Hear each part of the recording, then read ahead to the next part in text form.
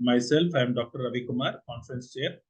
So, welcome everyone to the International Conference and Members Meet, organized by Research World in association with Asian Research Organization and ACN Networks, IRES, and Research Forum, and IEEE Forum, and so on. So, on the behalf of entire organizing committee, I'm the conference chair for the day, Dr. Ravi Kumar. Would like to welcome you all for this virtual conference.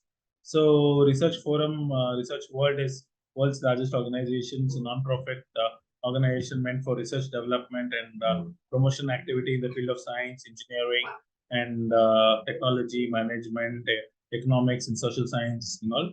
So, with this, the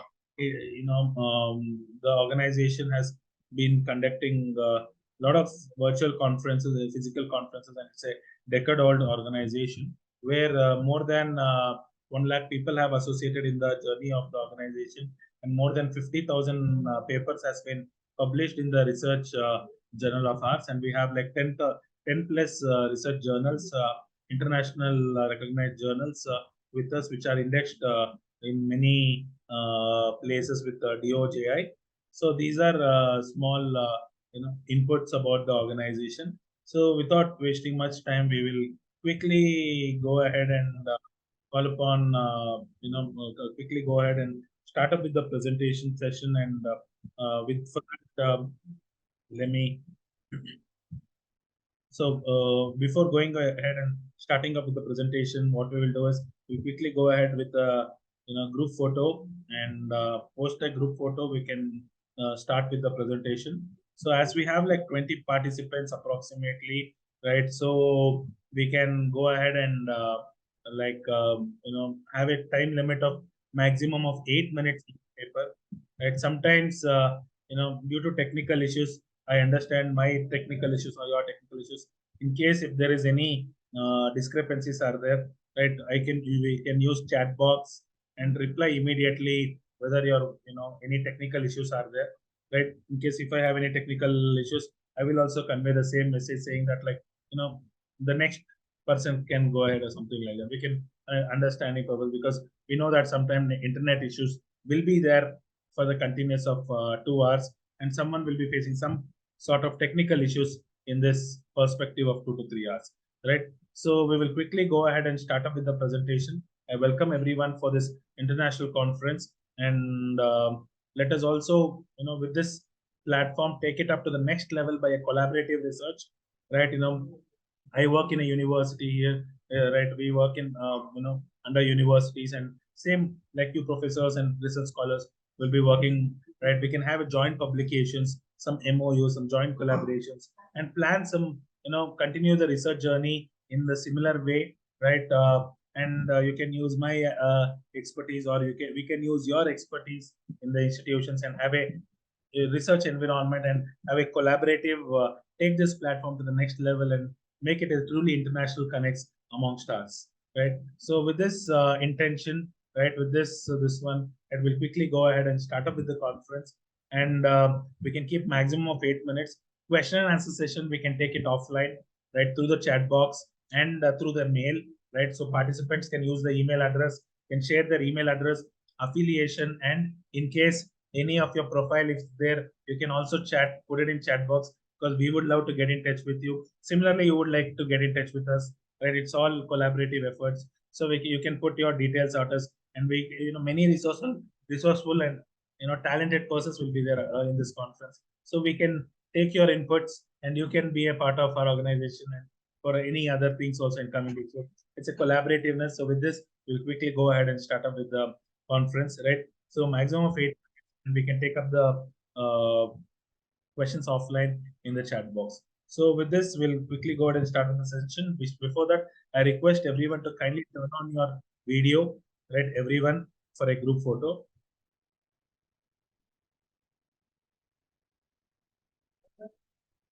Please turn on your video. Yeah, and few more people need to turn on. Kindly turn on your video. Abrar, Dr. G.S. Mate. Elopia, Poppy, Madhavi, God, Sibyl. Please turn on your video.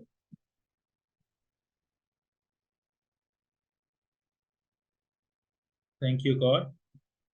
Thank you for turning on your video. Others, Madhavi, please do. We are waiting. We want to take a group photo and then start up with the presentation. That's why. Thank you.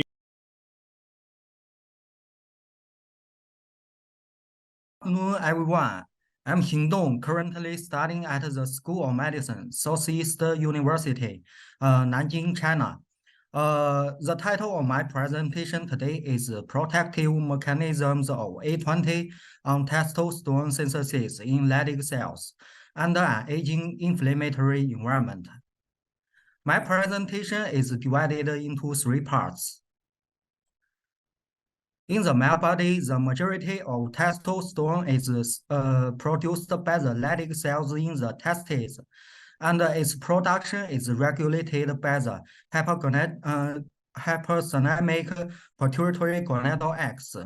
Luteinizing hormone LH binds to the receptors on Leydig cells, and through various testosterone synthesis molecules, it converts cholesterol into testosterone. Starting around the age of 50, testosterone level in men gradually decline.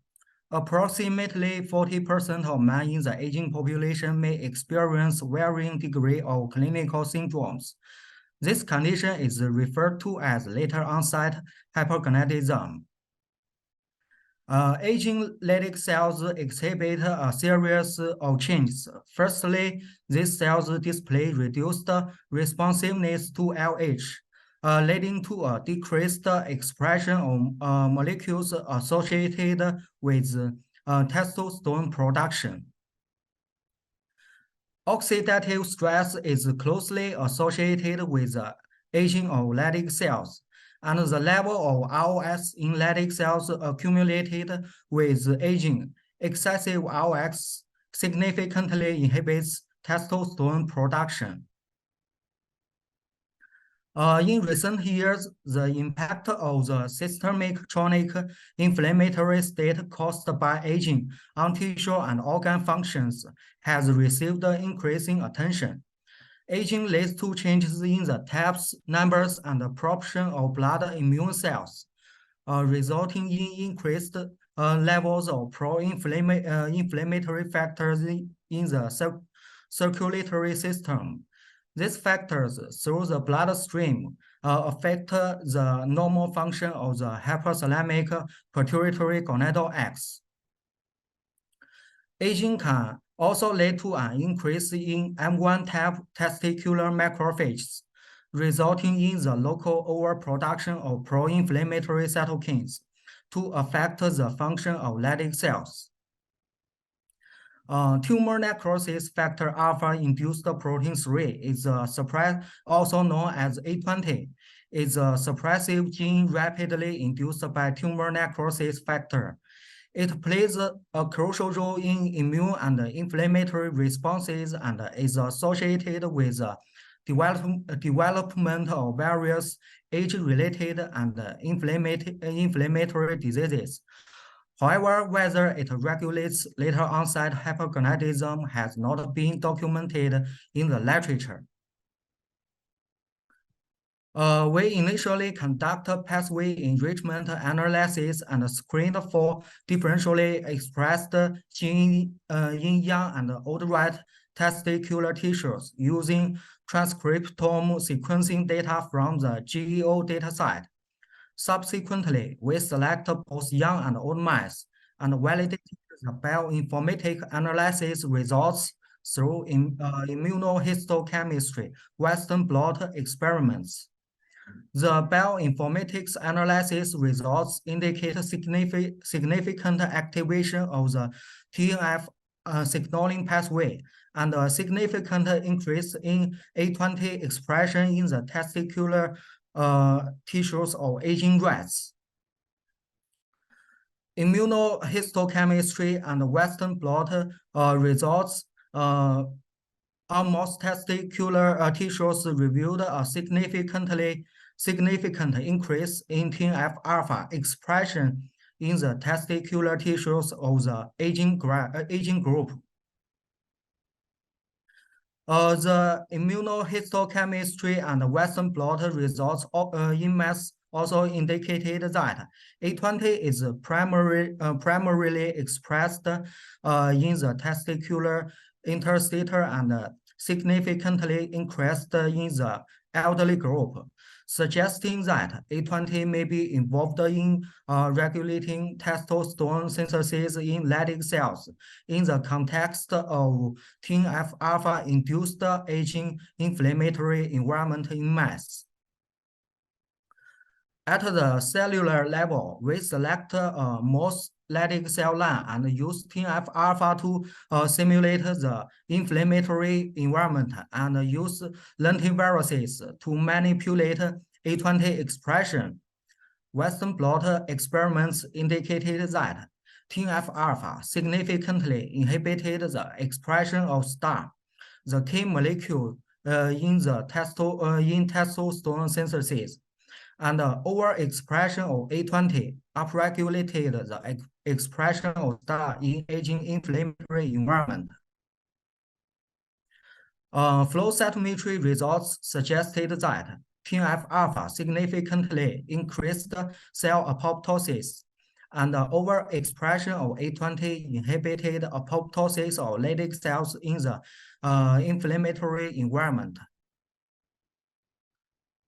The Western blot results suggested that TNF-alpha significantly decreased the expression of BCL2 and increased the expression of BEX and Kispase3, thereby promoting apoptosis.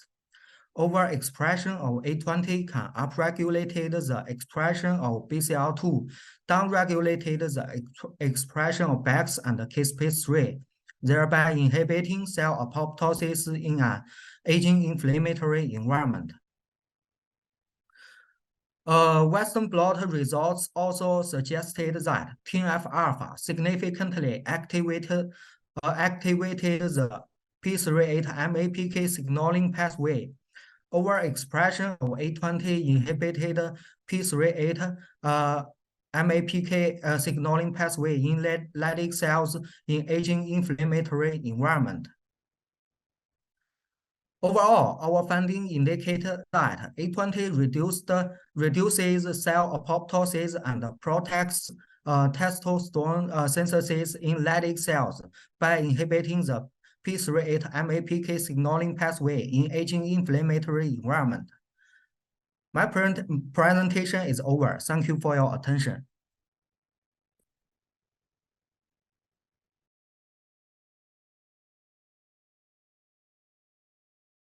My name is Hubert Setzler, and I'm a business professor at Francis University in the United States. Let's give you a background of where this, the domain of this is. This is basically operations management and information technology.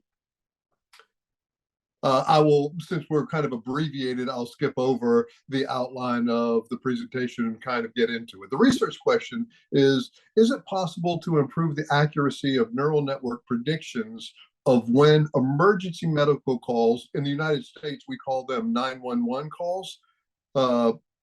In Europe, it's 112 in many cases, but can we increase the accuracy of these predictions with changing some of the components of neural networks?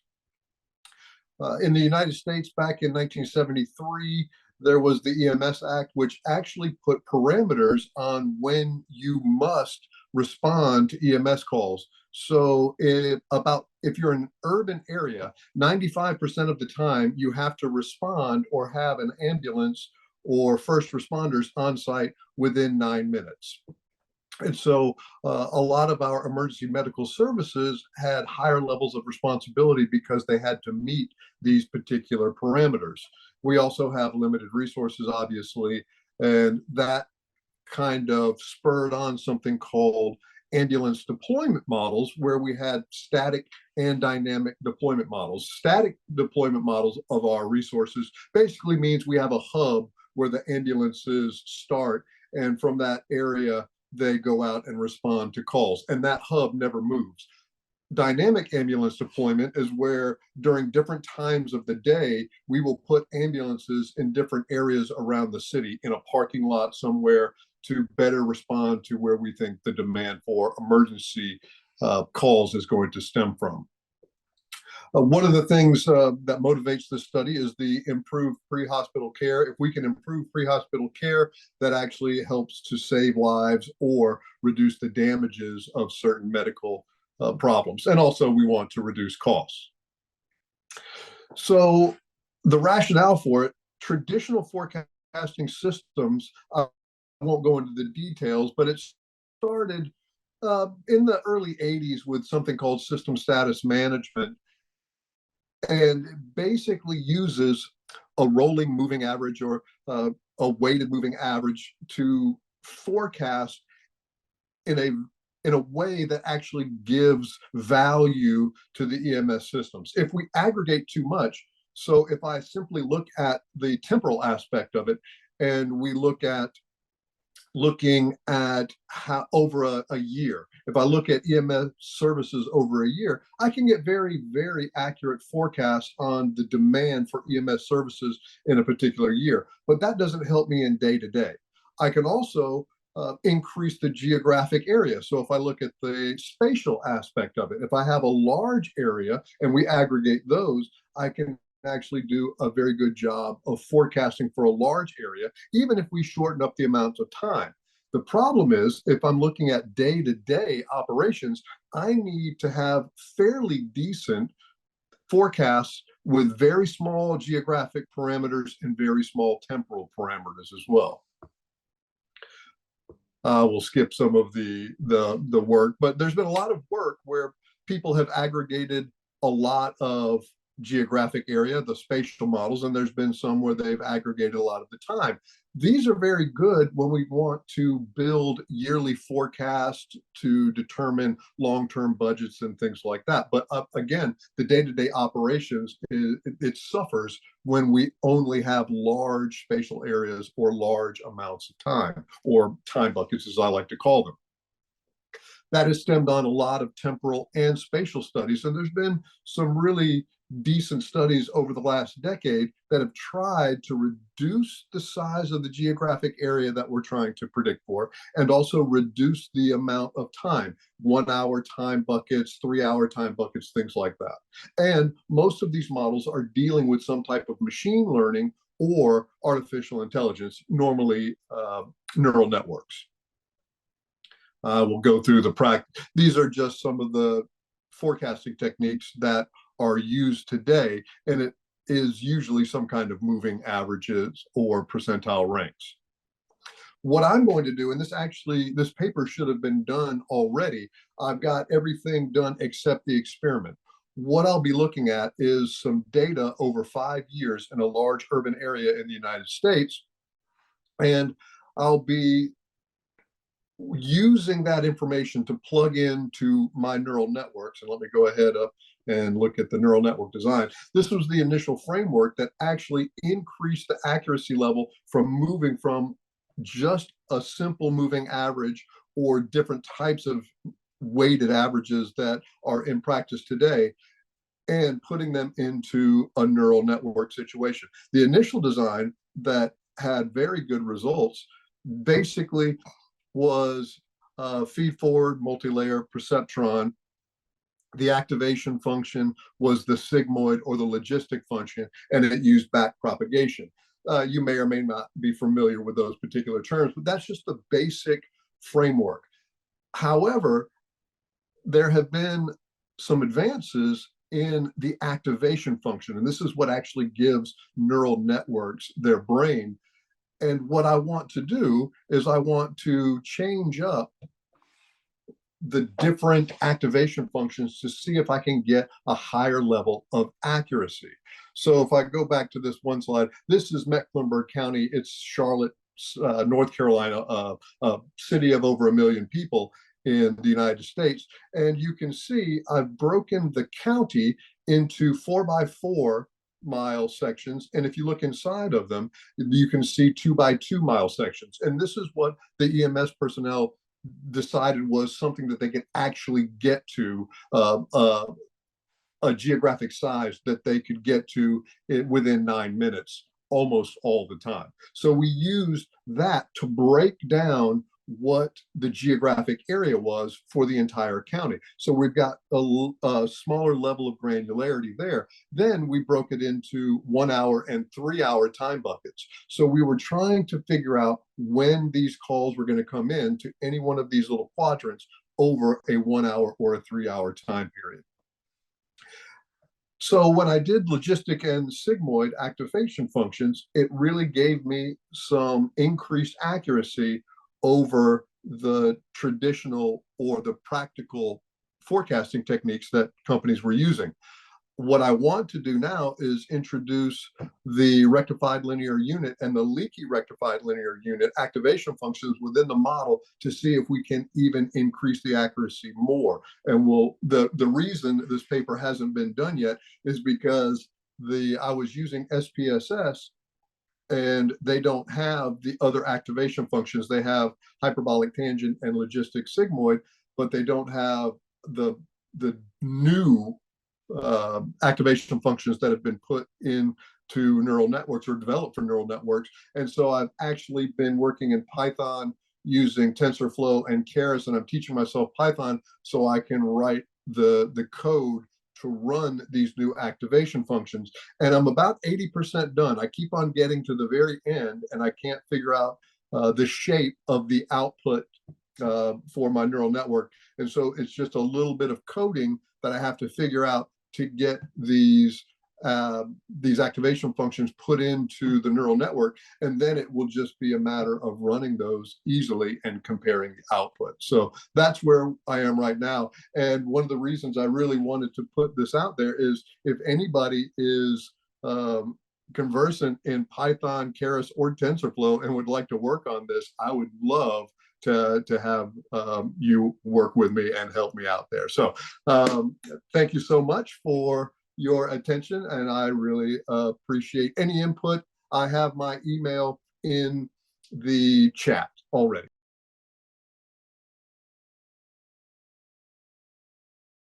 Good afternoon, ladies and gentlemen. I'm Liu Yuanyuan from Southeast University, China, and I'm so honored to communicate academic questions and ideas.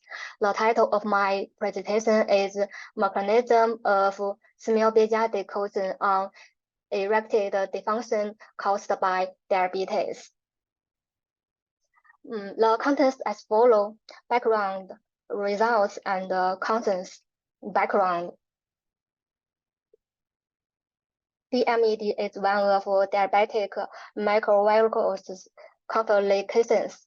The incidence of elected dysfunction is diabetic patients is 3 times higher than that of non-diabetic. Currently, the global burden of diabetes is becoming increasingly serious, with a continuous rise in the number of males in their reproductive years and adolescents affected, due to the limitations of first-line anti-PED5 drugs as well as the complex pathogenesis of DMED. Multi-target combination therapies are always need to treat this disease.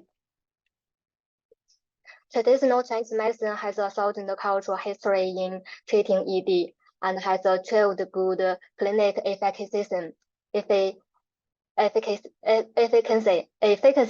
This is the therapy of Smil-Bejiang in treating DMED, but the molecular mechanism is still unclear. Meanwhile, our research also aims to address this problem. Results. Step 1, we have assessed the medication effects through the follow experiments. ICP experiments prove that Smil-Bejiang decoction improves erectile function in diabetes. HE Martin and TEM experiment power light Smil-Bejiang decoction improves histological change in the penis.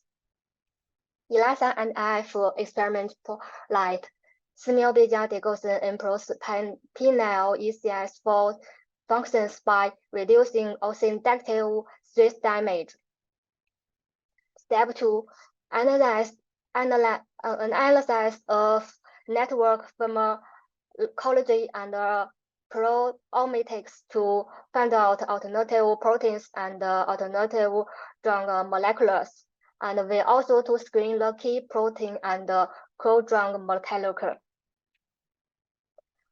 27 proteins was screened out. Among AKTE had the most connection with other proteins. AKT is the key target of Small-Beta in the treatment of DMED. C5 drug molecules was screened out. Among 3 can bind to AKTE, and among these 3 active compounds in Small-Beta, luteolin showed the highest binding activity for AKTE. Luteolin bindings directly to AKTE by molecular dunking. Luteolin has been found to promote vasodilation and exert antioxidant effects through PI3K-AKT pathway. Some AKT enrichment pathways related to angiogenesis and repairs has been detected through vaccine blotting. Discovering that Small-Beta can function through this pathway. Last, the luteolin contained in the Small-Beta may work through those pathways to improve the electrolyte function in diabetes. Conclusion: Small-Beta decoction has been shown to improve oxidative stress damage, angiogenesis, and repair in the penis of rice. Luteolin in Small-Beta decoction may be offer a new therapeutic basis for the treatment of DMED by regulating the AKT relictation signaling pathway. Okay, this is my report. Thank you for your attention. Thanks.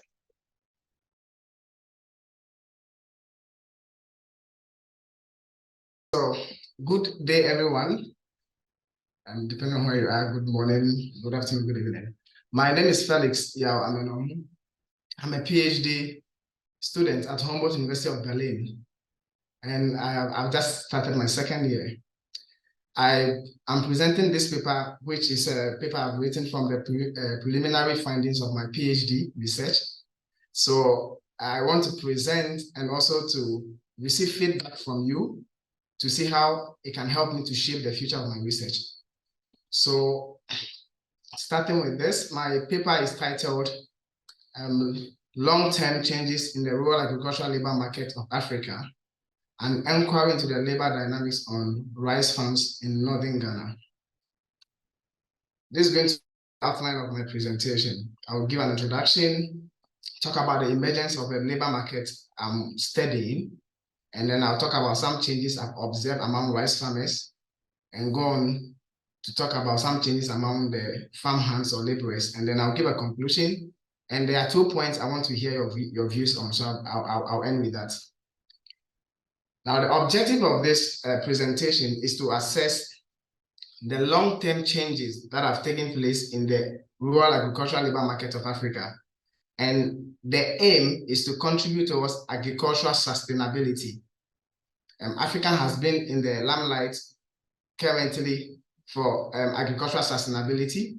And what I'm doing is to actually see the changes that have taken place in the rural agricultural labor market, so that I can actually give insight to policymakers to actually formulate policies to promote agricultural sustainability.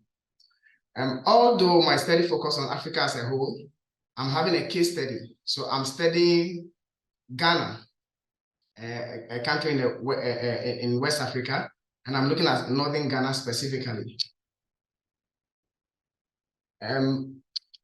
To help me actually measure the changes that have taken place in the labor market, I'm looking at the size, the gender, and the generation of the workforce.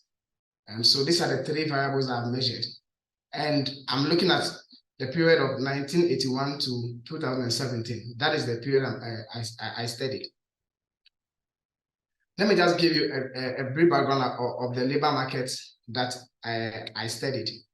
Yeah, so Ghana, after Ghana's independence in 1957, some of the early post-independent governments saw the need to actually help the country to be sustainable in food, or to be food sufficient.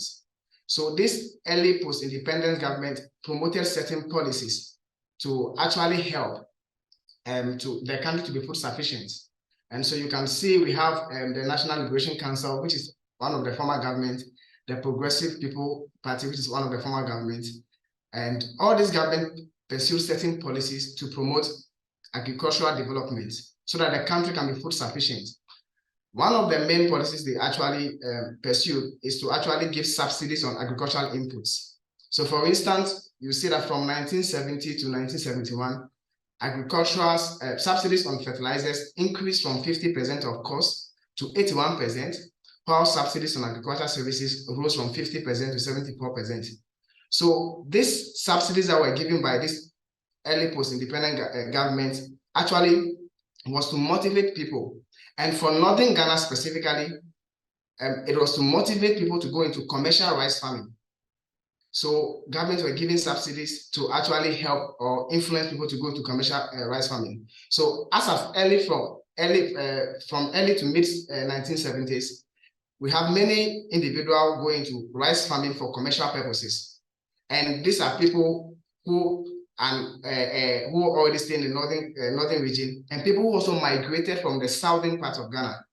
Now, Ghana is in terms of agriculture, Ghana is divided into two hemispheres. We have the northern part and the southern part. The southern part have two main rainfall patterns, and it's good for the production of a lot of crops. But the northern part have only one main rainfall pattern, and what they do better over there, what they do best over there is rice farming. So in the 1970s, because government was giving subsidies to a lot of farmers to go into rice farming in the north, people migrated from the south to the north to actually do this rice farming. Now, so because a lot of people were in the north doing commercial rice farming, they needed a lot of labor to work in these rice farms. So that is the origin of the labor markets that I studied. So this labor market actually originated in the 1970s. And this is just a brief background about how it came about. Now, after the 1970s, we don't have any scholarly work actually helping us understand what have happened to this labor market. And so the question I asked in this paper is what changes have occurred in the labor market on Northern Ghana rice farms, and which factor influenced the changes? So from the 1970s till now, we don't have any scholarly work explaining what had happened. So this is a question I'm asking. Has there been any changes? Because Northern Ghana is predominantly a rural area, and the main thing they do is agriculture. They don't have non-farm income sources. So what changes have occurred for all these decades, about 3 decades? Has any change occurred? And that is the question I asked in this paper. Now, to actually answer the question, I got my data. I used secondary data source, and it's from the Ghana Living Standard Survey, which is fielded between 1987 to 2017.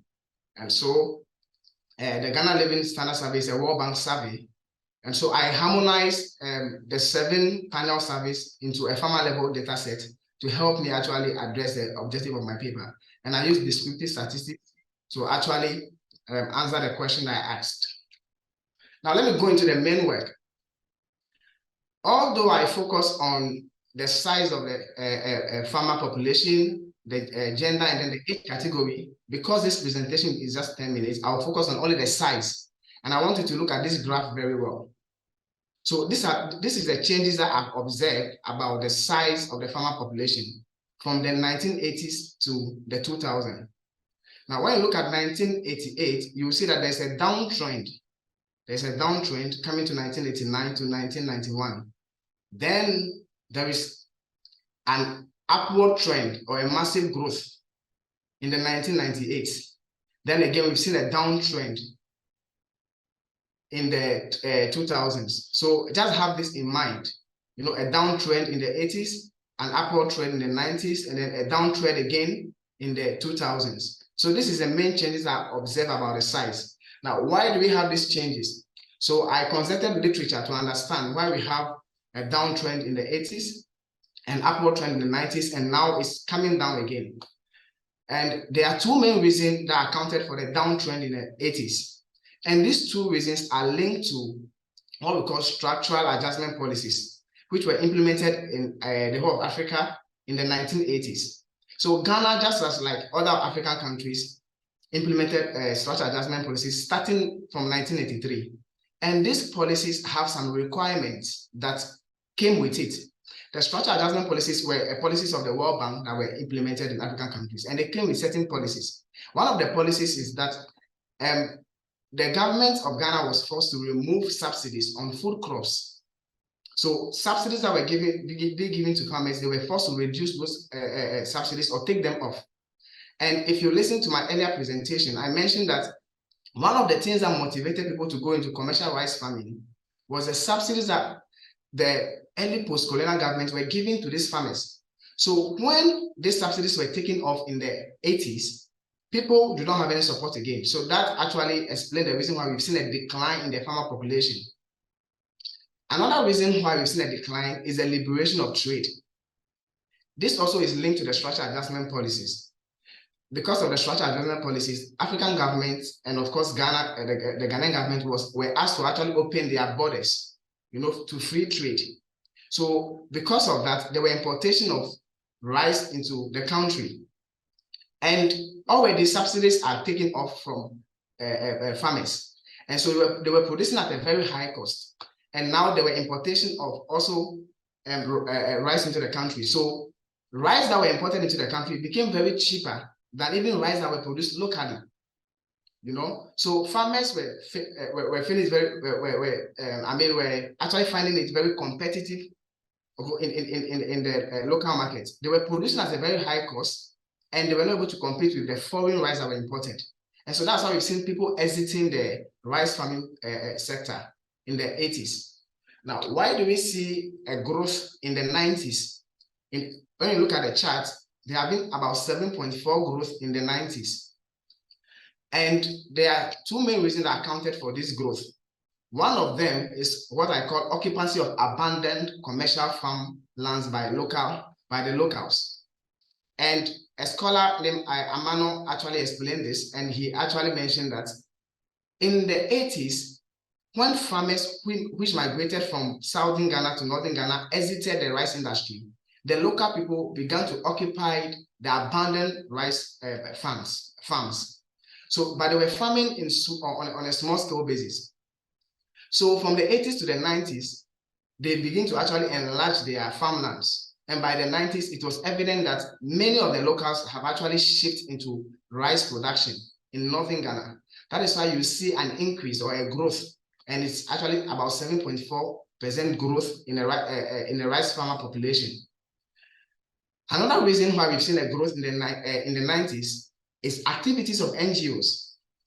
Because the structural adjustment policies forced the government of Ghana to take away subsidies, some NGOs actually came in to support local farmers. They were giving them support like inputs, seeds, like farm inputs. And one of them is called Sasakawa Global 2000 program. So this program supported farmers in the 90s. And that's why we've seen that there's been a push into rice farming in the 90s.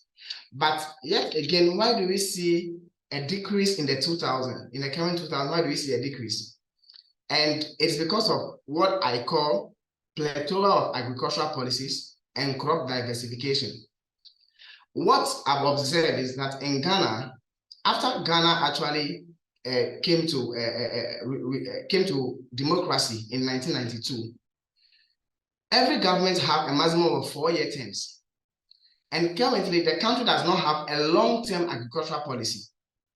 Every government comes with their own agricultural policy, so they implement it for 4 years, and when they exit, another government also come and they change their policy. For instance, in northern Ghana, some of the government actually focus on promoting the production of vegetables. After 4 years, such policies were changed, and people actually, the next government actually promoted the production of yam and other tuber crosses. So you see that there's no long-term agricultural plan for the country. And so because of this, there are plethora of policies and different diversification of crops. And that actually make farmers to move from one crop to another. That is why you see that in the current 2000, we've seen again a downtrend in the farmer population, specifically in rice production. Now, as I conclude, what is my major contribution to literature in doing this study? What I've actually found out is that there has been an inconsistent growth of the workforce employed in the rural agricultural labor markets of northern Ghana.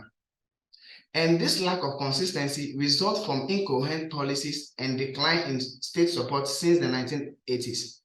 So you see that in the 80s to 90s, there have been a decline. In the 90s, there have been a growth in the farmer population. In the 2000s, we have seen a decline again. So there's no consistency with the people that have been employed. The growth of the people have not been consistent. And it's because of the incoherent policies of the government that have come since 1992 till now in Ghana. And this is my contribution to literature. Now, what are some lessons that we can take from this for agricultural sustainability? Because I mentioned that my paper is to help policymakers to promote agricultural sustainability. Now, one of the first lessons is that there should be long-term binding and coordinated agricultural policy towards northern Ghana and African countries as a whole. I think that the governments of Ghana and other African countries must actually come up with a long-term binding and coordinated agricultural policy. It can be like maybe 10-year development plan for the agricultural sector, such that no matter the government that comes to power, they still stick to this plan. So we don't have like breakages, we don't have like plethora of policies. At least when we have that, it can be actually planned very well. And we'll see a bit of growth in the agricultural sector, and we'll see a bit of growth also in the farmer population, and even the laborers that work in this agricultural sector. So I'm advocating for a long-term binding and coordinated agricultural policy towards northern Ghana and other African countries. And I also mentioned that international agricultural development interventions should also be coordinated to comply with binding national agricultural development plans. You know, sometimes African countries, Ghana and other African countries, they receive support from international development organizations. And some of these international development organizations also comes in with their own requirements. For instance, I read a paper that talked about the fact that the Ghanaian government received an international support to go into fruit production. It will be important for all this international development support should be linked to the national agricultural plan of African countries if we want to actually promote agricultural sustainability. If you are giving support to an African countries, it shouldn't come with maybe binding policy, but what is the country already having? If the country already have a development plan in agriculture sector, the support that are coming should be linked to that. And if we do that, we'll see more agricultural sustainability in Africa and across the globe. As I end, these are my discussion points, and this is the feedback I want from the audience to help me shape the future of my PhD research.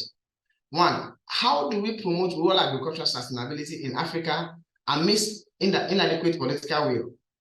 It is very clear that most of the governments in Africa, and even the Ghanaian government, successive governments that have come in the past don't have the adequate political will to support agricultural sustainability.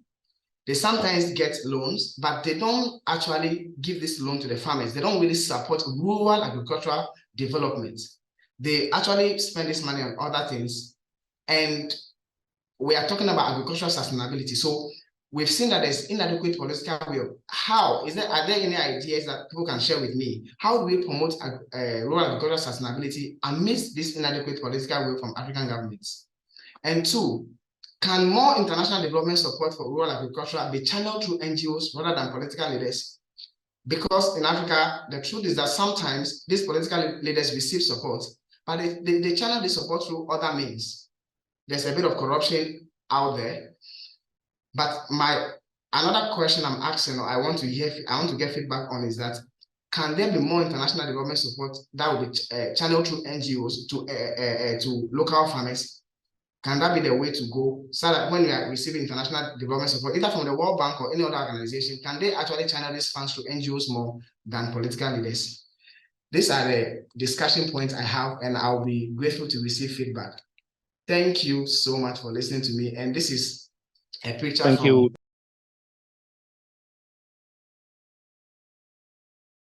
So my name is Arvind Sekar. So I work in Penske Logistics for the last 15 years as an IT architect manager. And I'm doing my PhD as well. I'm towards the end of my PhD program.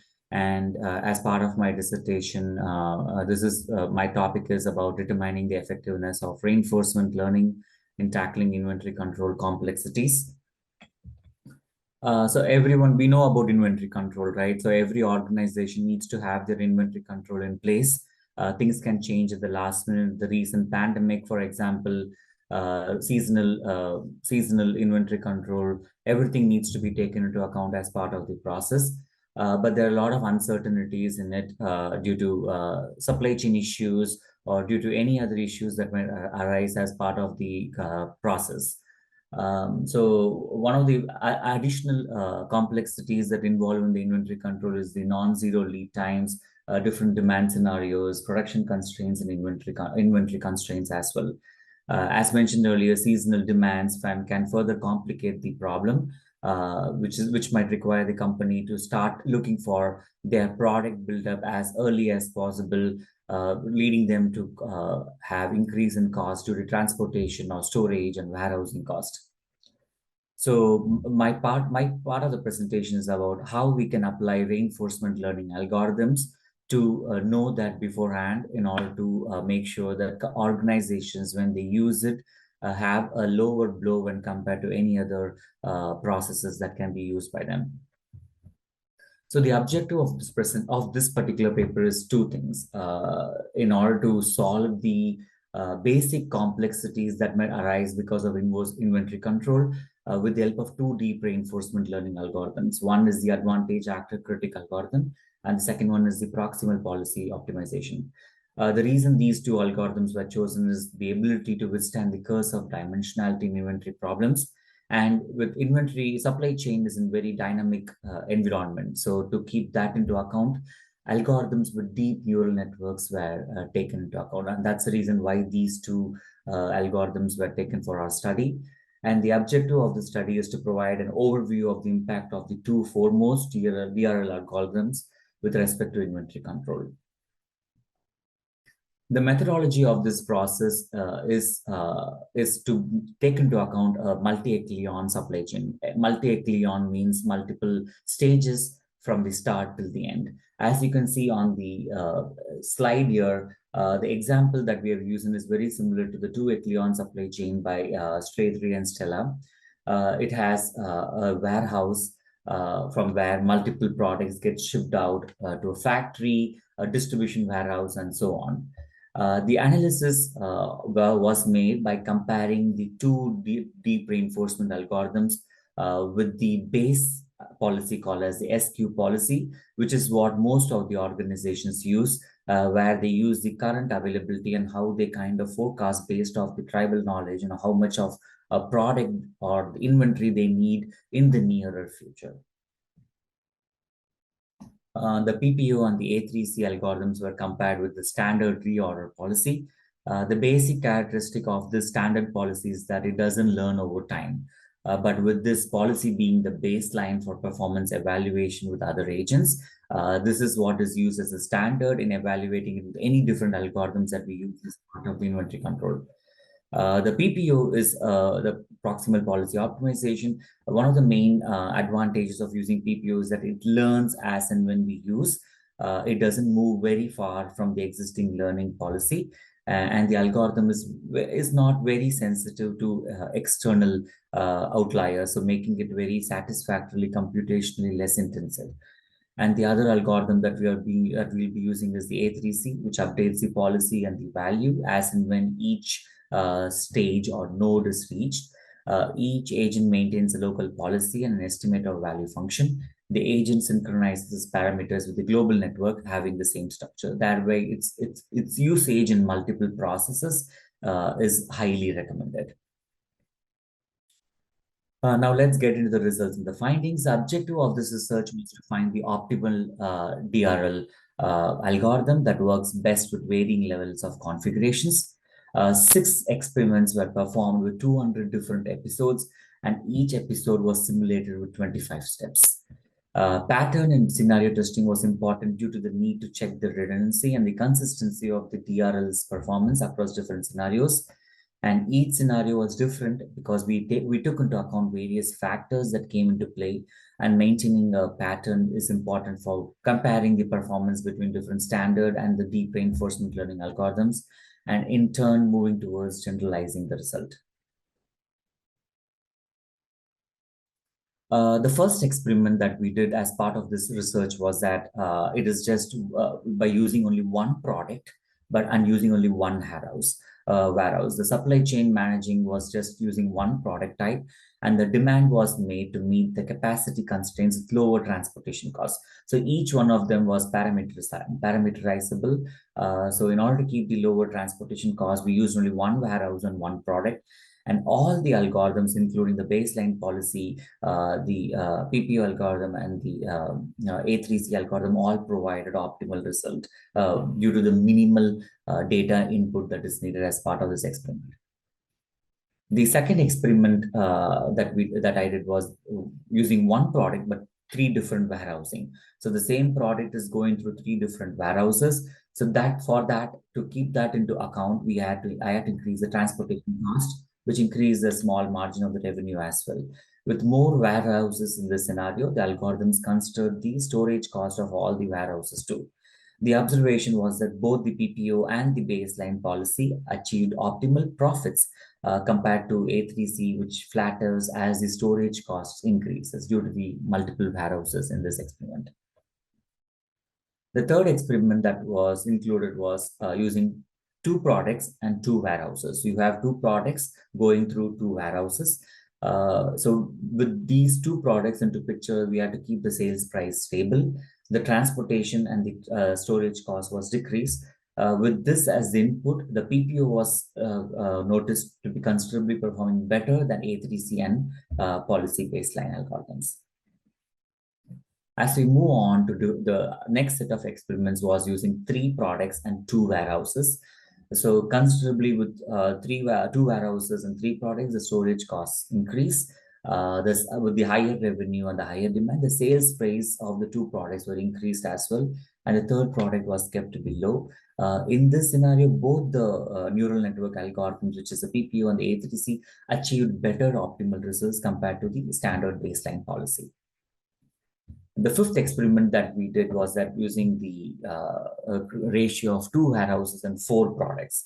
So with 4 products in the picture, the storage and the transportation cost was increased, but the sales price of the 2 products was kept stable or uniform. Again, in this case too, the PPO provided optimal results when compared to A3C and the standard baseline policy.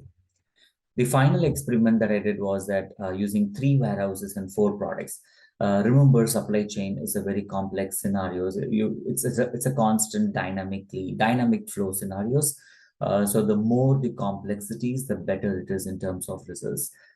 So using that in mind, 4 products and 3 warehouses were taken into account. With the higher demand and the higher revenue, the sales price was increased for 2 products with higher penalties. The storage and the transportation cost was kept high, keeping in line with the product demand. All 3 algorithms had comparatively higher computational time because of more data here, but PPO provided optimal results, generating optimal profit compared to standard baseline or the A3C.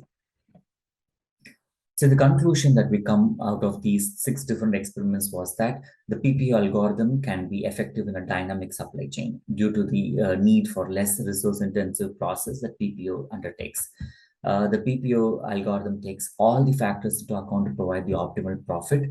Research can be and must be expanded further to incorporate distributed networks and configurations into the supply chain environment to extend the complexity and also to check the behavior of these algorithms. Research is to be expanded further to consider the stochastic and seasonal demand and the effect of back ordering in supply chain process as well.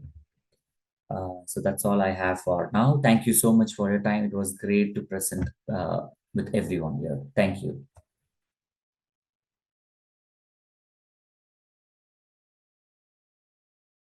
Good afternoon all, myself Rutuja Shinde, and the title of our project is the severity of osteoarthritis in the knee using deep convolution neural network and improve X-ray images. The project teammates are the Madhi Mahajan, Prajwal Janbandhu and Pragati Mahajan, and the project is guided by the Dr. G.S. Mate ma'am. So, what is the osteoarthritis? So osteoarthritis is the most common form of arthritis which is affecting the millions of people worldwide. It occurs when the protective cartilage that cushions the ends of the bones wears down over the time. Although the osteoarthritis can damage any joint, the disorder most commonly affect joints in your hands, knees, hips, and the spine. Osteoarthritis is an extensive osteoarthritis scale tissue bone issue which is changes according to the bone structure and the cartilage degradation. The basic symptoms of osteoarthritis is the pain which affected the joints, might hurt during the movement, stiffness which is joint stiffness might be most noticeable upon awaking or after being the inactive, tenderness, loss of flexibility and swelling. Next, the motivation behind choosing this topic is that arthritis, especially arthritis, is the most common form of arthritis affecting the. Wait a minute. Okay. So the motivation behind the choosing this topic is that adults with the arthritis are more likely to have anxiety or depression symptoms than those who do not have the arthritis. One of the 58.5 million adults with the arthritis, over 10 million report symptoms of anxiety and depression. The term wear and tear is frequently used to describe osteoarthritis. In order to apply machine and deep learning knowledge in medical sector, we have choose this topic. So coming to the literature here, we have studied almost 11 papers to research this topic. Coming to the proposed methodology, our proposed methodology consists of the 6 steps: data collection, data pre-processing, data splitting, image enhancement, segmentation, and classification. So in the data collection, we collect the data from the online website like the Kaggle.